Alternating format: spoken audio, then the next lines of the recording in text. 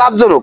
মানে যারা আমার মতো অলস লোক, হ্যাঁ, তারা কচু আবাদ করুক। কচু আবাদ করে শতকে 3 মণ 3.5 মণ ফসল এখানে অনায়াসে। তুমি ভালো উর্বর, আমার থোপ একটা 5 কেজি করি হবে। সুপ্রিয় দর্শক মন্ডলী, খনন কৃষি আরেকটা নতুন ভিডিওতে আপনাদের স্বাগতম। আজকের ভিডিওতে আমরা দেখাবো মুখী কচুর চাষ এবং মুখী কচুর ক্ষেত্রে হচ্ছে পারফেক্ট সময় কোনটা, মুখী কচুর চাষের ক্ষেত্রে হচ্ছে জমি প্রস্তুত এবং বাজার ব্যবস্থাপনা সব নিয়ে বিস্তার আলোচনা করার চেষ্টা করবো আজকের ভিডিওতে। তো পুরো ভিডিওটা না টেনেই দেখবেন। আর আমাদের চ্যানেলে যারা নতুন দর্শক আছেন, যদি ভিডিও ভালো লেগে থাকে অবশ্যই সাবস্ক্রাইব করবেন এবং আমাদের কমেন্টে জানাবেন। আপনাদের কোনো কিছু জানার থাকলে অবশ্যই কমেন্টে জানাবেন, আপনার রিপ্লাই দেওয়ার চেষ্টা করবো।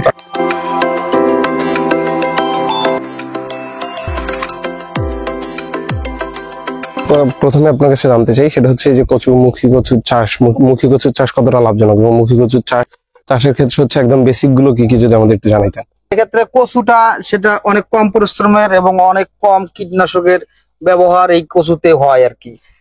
এই কচুটা যখন আমরা লাগাইছি সেটা হচ্ছে আপনার ফেব্রুয়ারি থেকে শেষের মধ্যেই লাগানো হয়েছে আর কি। আদর্শ সময় তার মানে হচ্ছে ফেব্রুয়ারি মাস। তাহলে আমরা আগাম এটা তুলতে পাবো সেপ্টেম্বরে আগাম। আর আগাম যখন একটা ফসল ওঠে, সেই ফসলটা আমাদেরকে 2 টাকা দাম ধরে দেয় আর কি। আগাম একদম বাজার যদি স্বাভাবিক বাজার 20 টাকা থাকে, আগাম আসলে সেটা 40 টাকা 35 টাকা বিক্রি হয়। তাহলে এই জন্য আগাম করার জন্য আপনার ফেব্রুয়ারির প্রথমের দিকে যদি লাগানো যায় তাহলে অবশ্যই লাভজনক হয়। আপনারা গতবারের বাজার ব্যবস্থা যদি দেখেন, তাহলে মুখী কচুর দাম সবসময় 40 টাকা 45 টাকা কেজি ছিল। মানে শতকে 3 মণ 3.5 মণ ফসল এখানে অনায়াসেই আসে কচুর থেকে। হ্যাঁ, 3 মণ 3.5 মণ ফসল, অর্থাৎ 3 মণ 3.5 মণ ফসল হলে প্রায় 90 মণ বা 100 মণ হয়। তো গতবারের বাজার ছিল প্রায় 1600 টাকা মণ ছিল গত বছর। হ্যাঁ, গত বছর সারা বছরই 1600 টাকা 1800 টাকা। পরে যখন বীজ বিক্রি হইলো, যারা বীজটা সংরক্ষণ করছিল, বীজটা সেটা এটা 4000 5000 টাকা কেজি মানে মণ পর্যন্ত বিক্রি হয়েছে আর কি। বীজটা যারা সংরক্ষণ করছিল আবার হ্যাঁ 4000 5000 6000 টাকা বা তারও বেশি দামে বিক্রি হয়েছে বীজটা। হ্যাঁ, আর এটা কি একবার আবাদ করলে মোটামুটি সংরক্ষণ করে অনেকদিন খাওয়া যায়। আর হচ্ছে চাহিদা, মুখী কচুর চাহিদা বাজারে অনেক বেশি। তো আমি হচ্ছে যে জিনিসটা জানতে চাইছি সেটা হচ্ছে চাষের ক্ষেত্রে হচ্ছে বেসিক যে আইডিয়া, জমি প্রস্তুতের ক্ষেত্রে সিস্টেম কি 22 ইঞ্চি পর পর আমরা বেড করছি, সিঙ্গেল বেড চাষ করছি। আর পর্যাপ্ত গোবর সার এবং ভুসি দিছি, ধান ভুসিটা দিছি, কারণ এখানে জমিটা যাতে সবসময় নরম থাকে, হ্যাঁ উর্বর থাকে, ঝুরঝুরে থাকে, এই জন্য ধানের ভুসিটা দিছি। দেওয়ার পর সার দিছি। এই শতক হিসেব করলে আমরা প্রায় 1 কেজি করে সার দিছি। 1 কেজি ইউরিয়া, 1 কেজি টিএসপি শতক প্রতি। দেখা গেল যে বিঘা প্রতি হিসাব করেন তাহলে 2 কেজি দানাদার দিছি, 50 কেজি ইউরিয়া দিছি, 50 কেজি টিএসপি দিছি, জিপসাম দিছি 20 কেজি, আপনার এই যে থিওবিট দিছি। সবকিছু মিলাই আর কি একটা ক্ষেত পারফেক্ট তৈরি করছি। এবং উঁচু ক্ষেতে গাড়া লাগে।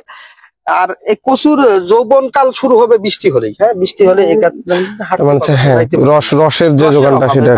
আর উঁচু জমিতে করা হয়, উঁচু জমিতে রস থাকে না। আর এই ক্ষেতটা আপনারা যে দেখতেছেন, এখানে আমরা মানে মুখিগুলা দিছি আপনার প্রায় এভারেজ 12 15 16 ইঞ্চি পরপর দিছি আর কি। হ্যাঁ, 16 ইঞ্চি 12 ইঞ্চি 14 ইঞ্চি পরপর দিছি। আর বেড থেকে বেড দিছি, এই যে লক্ষ্য করতেছেন, ঠিক আছে, এই দেখেন, এই যে একটা কট, এটা মনে করেন যে 14 ইঞ্চি পড়ছে, এটা 12 ইঞ্চি পড়ছে, হ্যাঁ এই যে 16 ইঞ্চি পড়ছে, কারণ 8 ইঞ্চি পড়ছে 6 ইঞ্চি পড়ছে।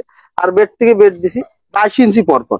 জমি তৈরি করার পর লাঙ্গল টান দিছি, লাইন দেওয়ার পর লাঙ্গল টান দিয়ে সেখানে বীজটা বসাই দিছি, দেওয়ার পর মাটি তুলে দিছি। তারপর অনেকদিন পর চারাটা যখন বাইর হবে, তারপর আমরা একসময় মালচিং দিয়ে দিছি। এটা কি মালচিং দিয়ে দিছি? প্রকৃতির যে মালচিংটা আছে, খড়কুটাতে মালচিং ফিল্ম ব্যবহার না করে খড়ের ব্যবহার করে, পানা বা অন্য কিছু দিয়ে যে দেওয়া হয়, কচুরি পানা যেটা, সেটা সেগুলো দিয়ে দিছি। আর চিকিৎসা ব্যবস্থার মধ্যে আমরা পুরাতন যে পাতাগুলো আছে এগুলা এই যে সিঁড়ি দিব, এইভাবে এগুলো সিঁড়ি দেওয়ার পর সার ব্যবস্থা করবো। সার দিয়ে একটু মাটি তুলে দিয়ে একটু মনে করে যে কার্ডাপ, একটু কার্বনডাইজম গ্রুপ ওষুধ, কার্ডাপ, তারপরে একটু ওই পাওয়ারফুল যে কীটনাশক গুলো আছে এইগুলো, কারণ কচু তো মারা যাওয়ার কিছু নেই। কচু চমর একটা জিনিস বলে থাকে সবাই, এটা দিয়ে দেবো। আবার এই আর কিছু করা লাগবে না তেমন। একবারে ওই সেপ্টেম্বর হইতে হইতে যখন ঝড় বৃষ্টি হয়ে যাবে, তখন আমরা এটা উঠানো। তার মানে হচ্ছে আপনার কচুটার স্টার্টিং হচ্ছে জমি প্রস্তুত করার ক্ষেত্রে জমি ঝুরঝুরে রাখতে হবে। আর হচ্ছে আপনার সিঙ্গেল বেডে, যেহেতু এখানে সিঙ্গেল বেডে করা হয়েছে, সিঙ্গেল বেডে হচ্ছে 18 ইঞ্চি থেকে 24 ইঞ্চির ডিস্টেন্স আছে। গাছ থেকে গাছের ডিস্টেন্স হচ্ছে 16 ইঞ্চি। 16 12 জমির জোর উপর আপনার জমিটা কি চাচ্ছি। হ্যাঁ, জমিটা যদি দেখা যাচ্ছে উর্বর না, তাহলে বীজ কোনো দিতে হবে 10 ইঞ্চি পর দেন। জমি ভালো উর্বর, আমার থোপ একটাই 5 কেজি করে হবে, তাহলে হচ্ছে গ্যাপ অনেক গ্যাপ বেশি। দিয়ে দেন।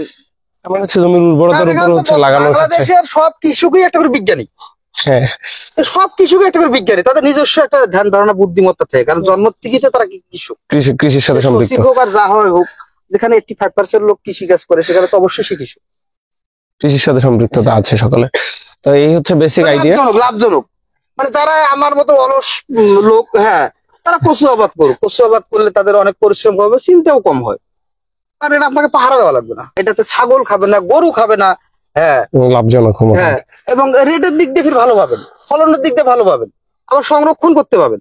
আমার হচ্ছে এটা হচ্ছে ধান চাষের ক্ষেত্রে যেরকম হয় যে ধান এই বর্ষা মৌসুমে আমন ধানের যে অবস্থা এখন, যখন বৃষ্টি লাগা থাকে হচ্ছে আপনার আর্দ্রতার সমস্যা থাকে, ধান শুকানো লাগে, অনেক বড় প্রসেস, বাট কচুর ক্ষেত্রে হচ্ছে খুব বেশি খাটনির প্রয়োজন নেই। আর একটা বিষয় সেটা হচ্ছে টানা বৃষ্টি হইতেছে আপনার কচুর কিছুই হবে না, আবার টানা রোদ হইতেছে আপনার কচুর কিছুই হবে না।